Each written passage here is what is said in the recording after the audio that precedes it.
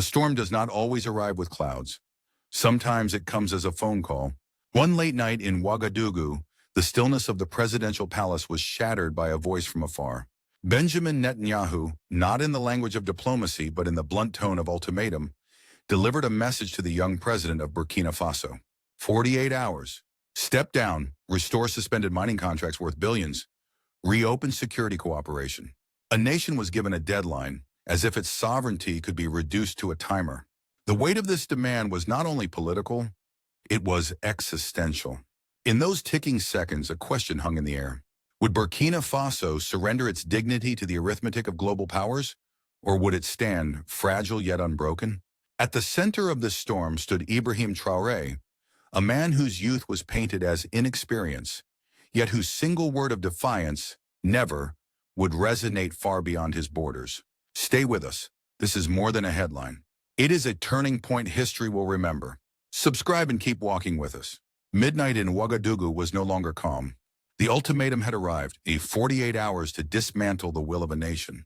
Netanyahu's call was more than a demand. It was an assault on dignity cloaked in the language of contracts and security deals. He asked Ibrahim Traoré to step aside, to bow before the weight of foreign interests measured not in voices, but in billions of dollars. The palace corridors, once quiet, trembled under the echo of this threat. The message was clear. Restore suspended Israeli mining projects worth billions, reopen channels of security cooperation, and resign from the presidency. The voice on the line reduced a sovereign land to a balance sheet, where gold reserves became mere numbers and the right to self-rule a negotiable clause. In that moment, the ultimatum did not fall only upon Traoré. It landed upon every citizen of Burkina Faso. Outside the palace, whispers turned to roars. Rumors of a looming coup swept through the streets. Mothers spoke anxiously of the past. Memories of foreign-backed takeovers and leaders deposed at the stroke of a pen.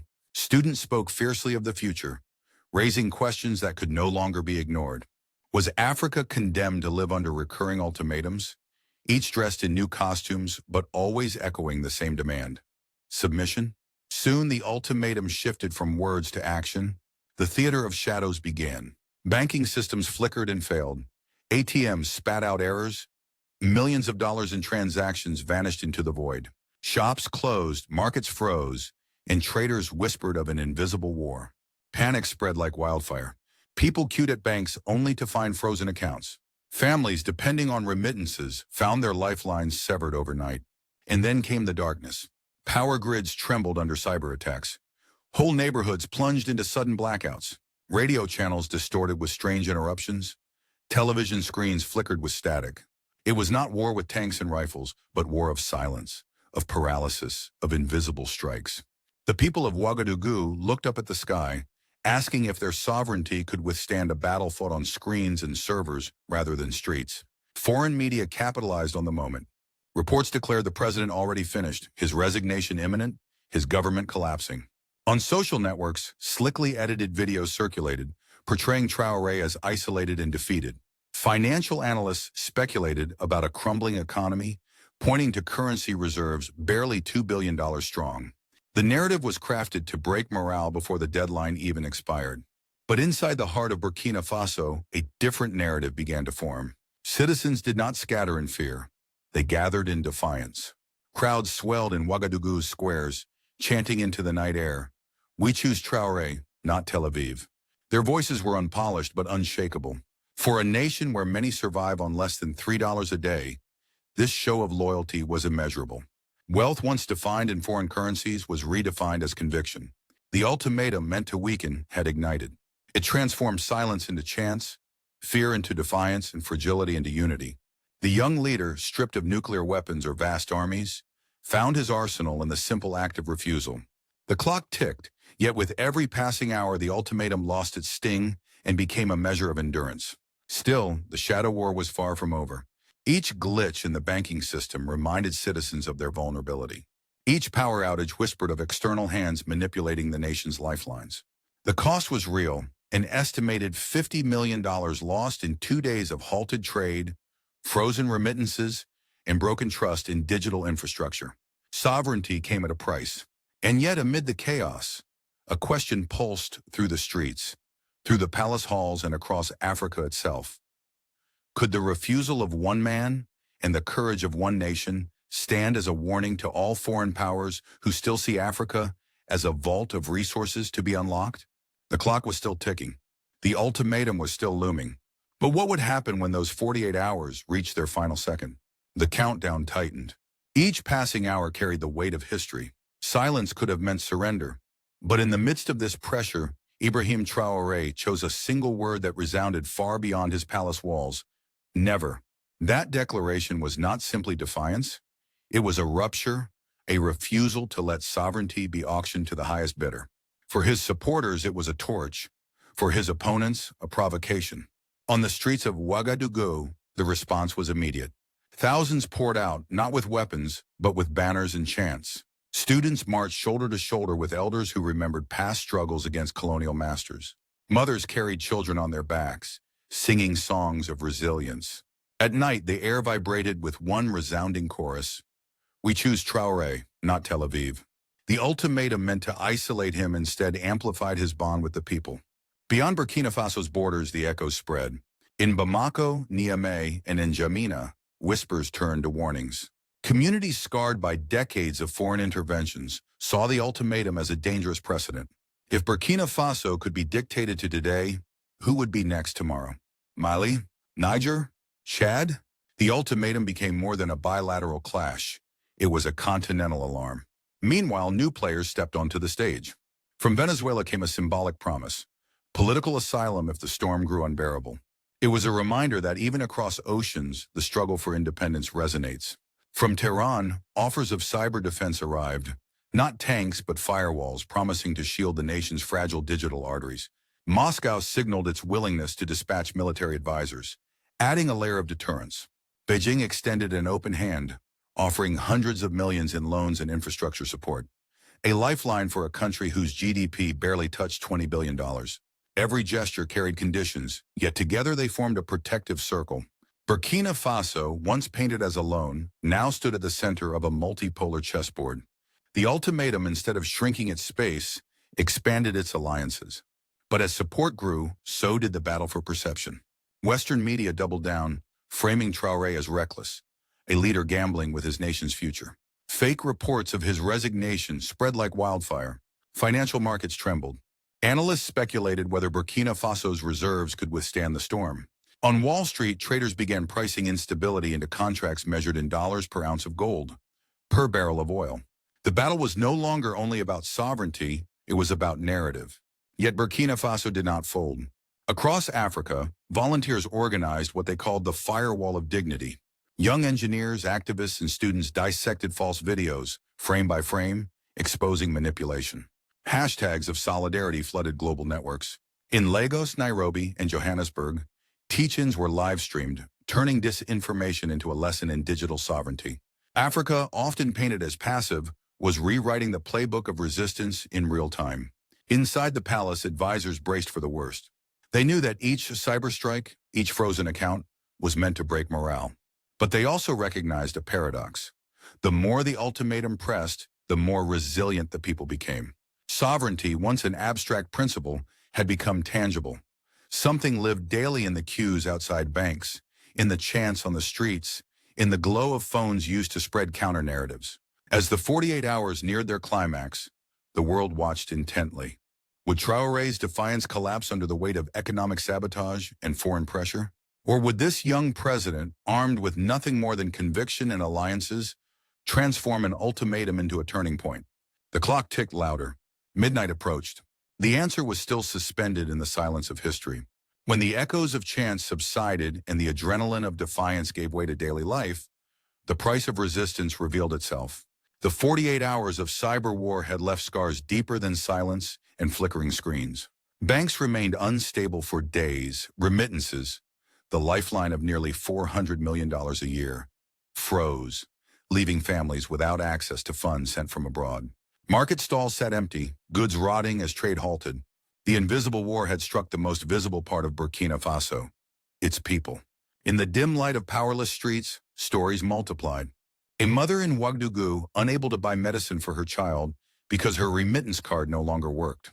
A trader watching goods spoil because digital payments were suspended. Students unable to pay tuition on time because their accounts were locked. Each personal story echoed the same truth. Sovereignty was being tested not only in parliaments, but in kitchens, markets, and schools.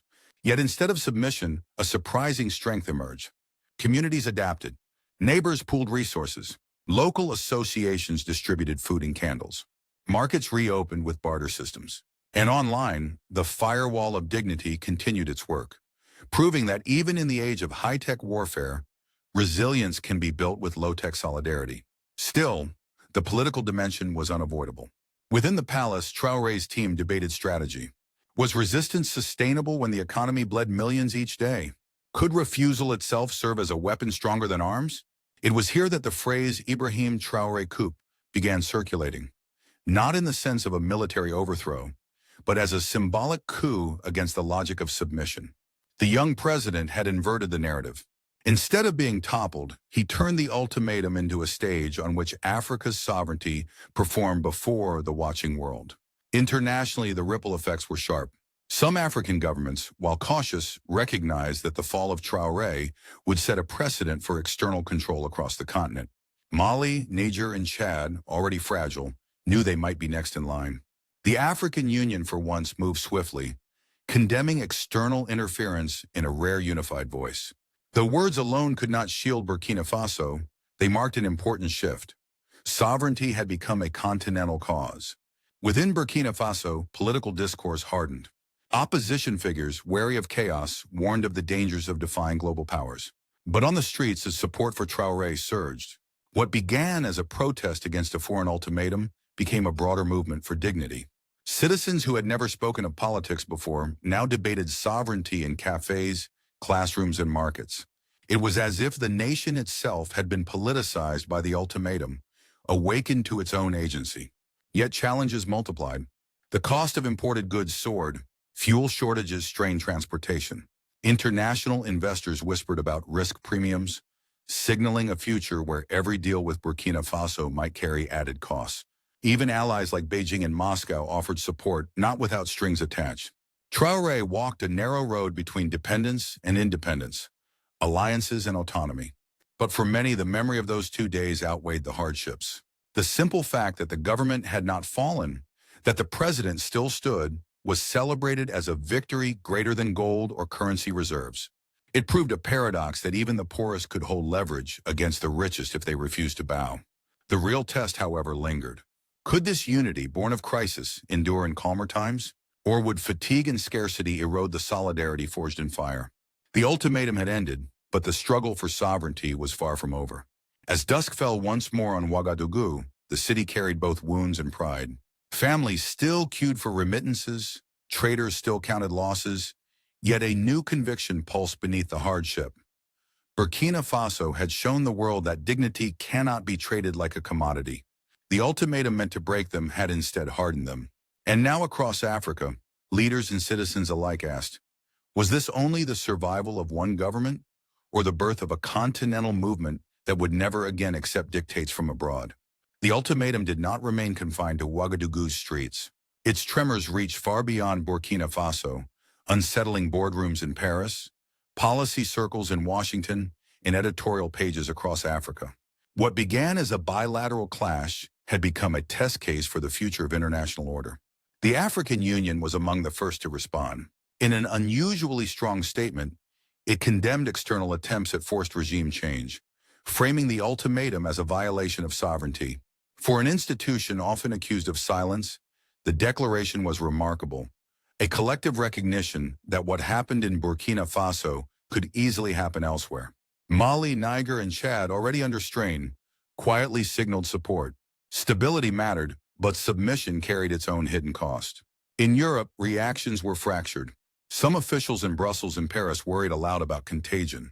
If Burkina Faso resisted and survived, what would stop other African nations from renegotiating contracts, rejecting conditional loans, or walking away from unequal partnerships? For mining companies holding concessions worth billions, the ultimatum threatened not only political stability, but financial security. Analysts noted a 7% drop in valuations of West African mining firms within a single week. Across the Atlantic, Washington's stance was more calculated. Publicly, American officials urged calm and dialogue. Privately, think tanks debated whether the episode marked a shift toward a Burkina Faso revolution, a broader movement of resistance that could erode Western influence in Africa. The phrase echoed in policy briefs and op-eds, carrying both fear and fascination. For decades, the United States had relied on Africa as a partner in counterterrorism and resource extraction. But here, a small landlocked nation had turned an ultimatum into leverage, forcing even the strongest players to reconsider their approach. In Tel Aviv, the ultimatum's failure was palpable. What had begun as pressure ended in compromise. Israel's foreign minister, once firm in demands, was compelled to soften his stance, shifting from command to negotiation. Within Israel itself, protests erupted. Over 50,000 signatures appeared on a petition demanding an end to coercive strategies, reframing the crisis as not only geopolitics, but morality. The media battlefield also evolved. Western outlets initially framed Traoré as isolated, reckless, and doomed. But as the 48 hours expired without collapse, narratives shifted. Commentators began asking whether coercion had backfired. Could it be that the very tools of pressure, cyber strikes, disinformation, economic sabotage, had exposed their own fragility when faced with resilience? Even in unexpected corners of the world, the defiance resonated. In Latin America, leaders pointed to Ouagadougou as proof that sovereignty could outlast intimidation. In Asia, editorial boards drew parallels with small island nations standing against larger powers. And in Africa, the ultimatum became a unifying story, a mirror reflecting both vulnerability and possibility. Yet the question remained unanswered. Was this the dawn of a new era of partnerships built on respect, or merely a temporary pause before old dynamics resumed? The ultimatum had cracked open the facade of inevitability, but could the fracture widen into a permanent change? When the final hour struck and no coup arrived, the ultimatum transformed from a threat into a catalyst. What began as a countdown of fear ended as a compass pointing toward Africa's future. For Burkina Faso, survival itself became proof that small nations could resist. But for the continent, the question was larger: how to turn defiance into durable strategy. The first step emerged swiftly. Out of the fire of crisis came the Ouagadougou Pact, a treaty signed by 23 African nations. Its promise was simple yet radical. No state would face an ultimatum alone again. If one was threatened, all would respond. With a collective GDP of nearly $1.6 trillion, the bloc signaled that Africa was no longer a collection of fragmented markets, but a force with leverage. Fragmentation, long exploited by foreign powers, was being rewritten into solidarity. Economic independence followed as the next frontier. Leaders accelerated plans for an African monetary union, aiming to reduce reliance on the US dollar and euro in intercontinental trade. The cost of dependency had long been staggering. Over $5 billion annually in transaction fees, simply because Africa traded through foreign currencies. Cutting this burden would not only save money but reclaim dignity. Could a shared currency become the bedrock of sovereignty? Technology, too, became central. Visionaries spoke of a continent-wide satellite and telecoms network, a $12 billion infrastructure project to command Africa's own digital sky. No longer would bandwidth be rented from Europe or Asia. Instead, Africa would own the tools of its future. Cyber defense, once an afterthought, was elevated to a pillar of national security, with Burkina Faso at the heart of the conversation. Education was not forgotten. Plans for an African Leadership Academy took shape, designed to train a new generation in geopolitics, economics, and digital warfare. The young who had stood in the streets with banners and on social media with hashtags were to be transformed into leaders who would carry the lesson of 48 hours into decades. For Traoré himself, the road ahead was uncertain. Each alliance carried hidden conditions. Each promise from Moscow, Beijing, or Tehran came with its own expectations. Yet the principle had been set. Resistance was possible. Sovereignty could be defended not only by armies, but by unity, innovation, and courage. As the dust settled, a new question replaced the ultimatum. Would Africa use this moment to build a lasting architecture of independence? Or would the unity forged in crisis fade with time? The countdown had ended, but the true journey had only just begun. The storm that began with fear ended with fireworks. 48 hours once meant to dismantle Burkina Faso became a testament to its strength, and a message that resonated far beyond its borders. What was imposed as a deadline transformed into a declaration. The era of ultimatums to Africa is over. In those hours of cyber strikes, frozen accounts, and whispered rumors of collapse, the nation endured losses measured in millions of dollars. Yet against those numbers stood something immeasurable: conviction. Ibrahim Traoré's refusal became more than an act of defiance. It was a symbol of sovereignty redefined. For the first time in generations, Burkina Faso was not portrayed as a pawn, but as a player. Across the continent, the lesson echoed. The ultimatum proved that coercion, long considered inevitable, is fragile when faced with resilience. If one small, landlocked nation could survive such pressure, what stopped others from doing the same? This was not simply Burkina Faso's story. It was Africa's. It was a reminder that sovereignty is not charity, not pity, but choice. For the world, the implications were undeniable. Markets wavered, alliances recalibrated, and narratives shifted. What began as an attempt to crush a government revealed instead a hidden truth. Even the smallest states can reshape the balance of power when they stand on principle. The Ibrahim Traoré coup did not topple a leader, it toppled the myth of inevitability. And in doing so, it planted the seeds of a wider Burkina Faso revolution that could no longer be ignored. But the story does not end here. The ultimatum expired, yet the questions remain. Will Africa transform this moment of unity into lasting strategy? Will the flame of sovereignty continue to burn when the next storm arrives? Or will this victory fade into memory, a fleeting spark in the long struggle for dignity? If this story moves you, do not let it end here. Share it, add your voice, and subscribe. Together, we can keep the conversation of freedom, sovereignty, and unity alive.